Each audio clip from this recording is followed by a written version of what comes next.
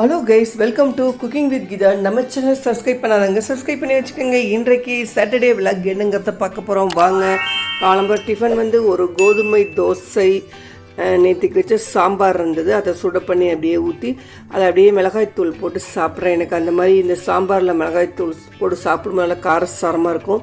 அப்புறம் காய்கறியெலாம் நேற்று கோவிலில் கொடுத்த காய்கறியை வச்சு தான் நீங்கள் கூட்டு ஒரு ரசம் மட்டும்தான். இந்த உப்பு இருக்குது பார்த்தீங்களா, முதல் நாள் தீபம் போட்டு அதை அப்படியே கரைச்சிட்டு சுவாமிகிட்ட அப்படியே வேண்டிட்டு இது மாதிரி உப்பு தீபத்து மகாலட்சுமிகிட்ட கஷ்டங்கள் இல்லாமல் திருஷ்டிகள்லாம் கழியணும், கஷ்டம் எல்லாம் போகணும்னு நினச்சிட்டு அப்படியே கஷ்டங்கள்லாம் தேஞ்சு போயிடும், கரைஞ்சிடணும் அப்படின்ட்டு வேண்டிட்டு பண்ணிங்கன்னா கண்டிப்பாக அது நடக்கும். இது வந்து கூட்டுக்கு வந்து எல்லா காய்கறியும் வெண்டைக்காய், முட்டைக்கோஸ், பீட்ரூட்டு, அப்புறம் வந்து சொரக்காய் எல்லா காய்கறியுமே கலந்து இருந்தது. அப்படியே போட்டு கதம்ப கூட்டை அப்படியே பண்ணிடலான்னு இது ஒரு வீடியோ போடுறேன். இந்த கூட்டு இருந்தால் போருங்க, கிரேவிலாம் தேவையே இல்லை. இந்த கூட்டு இருந்தாலே தொட்டு சாப்பிட்டுக்கலாம். ஒரு எப்பவும் போல் ஒரு டீயை நம்ம போட்டாச்சு. அடுத்தது பாத்திரங்கள்லாம் தேய்ச்சி இந்த விளக்கெல்லாம் தேய்ச்சிலாம் பண்ணியாச்சு. ரசம் குட் ரசம் தாங்க. அந்த குட் ரசத்துக்கு வந்து அப்படியே பருப்பை போட்டு அப்படியே ரசம் வைக்கிறது, அப்படியே தண்ணி ஊற்றி பெருக்கியாச்சு. கூட்டுக்கும் காய்க்கு வறுத்து எல்லாம் கூட்டு ரெடி. சுட சுட சாதத்தை அப்படியே ஹாட் பேக்கில் போட்டு வச்சுட்டேன். காயை வேக வச்சுட்டேன். இங்கே கூட்டுக்கு தான் வதக்கிறதுக்கு கடாய் போட்டிருக்கேன். இந்த பருப்புலாம் ரெடியாக எடுத்து வச்சுருக்கேன் பாருங்கள். அப்புறம் தேங்காய், கொத்தமல்லி, தக்காளி எல்லாம் நறுக்கி வச்சுருக்கேன். எல்லாம் சமையலை முடிச்சாச்சு. கூட்டு கதம்ப கூட்டு, மோர், ரசம், ஒரு சுட சுட ஆவி பறக்க பறக்க சாதமானது ரெடி ஆகிடுச்சு. அப்படியே ஒரு சாப்பாட்டை எடுத்து தட்டில் அப்படியே எடுத்து வச்சிட வேண்டியதான். ஏன்னா லஞ்ச் டைம் வந்துருச்சு.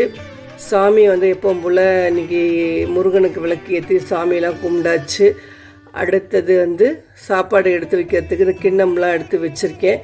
சாப்பாடு எடுத்து வச்சுட்டா இன்றைக்கி பாத்திரங்கள்லாம் தேய்ச்சி எல்லாம் அடுப்பு காலம்பர் ரொட்டின் ஒர்க்கு முடிஞ்சிருச்சு. சாயங்காலம் வந்து கோதுமை ரவை உப்புமா தாங்க நைட்டு டிஃபனு.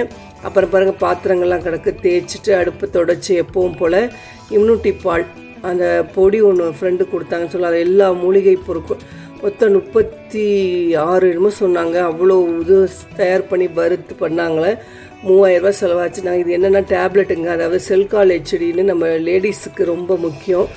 இந்த பீரியட் டைம் நிற்க போகிற சமயம் அந்த மாதிரி வரும்போது ஒரு 30 ஏஜ் ஆனாலே இந்த டேப்லெட் எடுத்துக்க சொல்கிறாங்க. ஏன்னா முட்டி பெயின் வரதுக்கு காரணமே இதாங்க, இந்த தப்பு பண்ணுறதுனால தான். அதனால் டேப்லெட்டை ரெகுலராக 500 நம்ம எடுத்துக்கணும். 60 ஏஜ்க்கு மேலே ஆகிடுச்சுன்னா 250. அவங்களுக்கு எலும்பு தேய்மானெல்லாம் வந்துடுதுல உங்களுக்கு. அந்த பொடி தாங்க போட்டு பாலை போட்டு ஆற்றி ரெடியாக வச்சுருக்கேன். அவங்களுக்கு தான் கொண்டு கொடுக்க போகிறேன். எங்கள் ஹஸ்பண்டுக்கு உள்ளே போகும்போதே எப்போதுமே எனக்கு மயக்கமே சார் அப்படின்னு சொல்லிட்டு தான் கிண்டலாக சொல்லிகிட்டே போவேன். அடுப்பெல்லாம் தொடச்சி எல்லாமே முடிச்சாச்சு. இந்த விளாக் இதோட முடிச்சுக்கலாம். நாளைக்கு சண்டே விளாகில் பார்க்கலாம். Good night.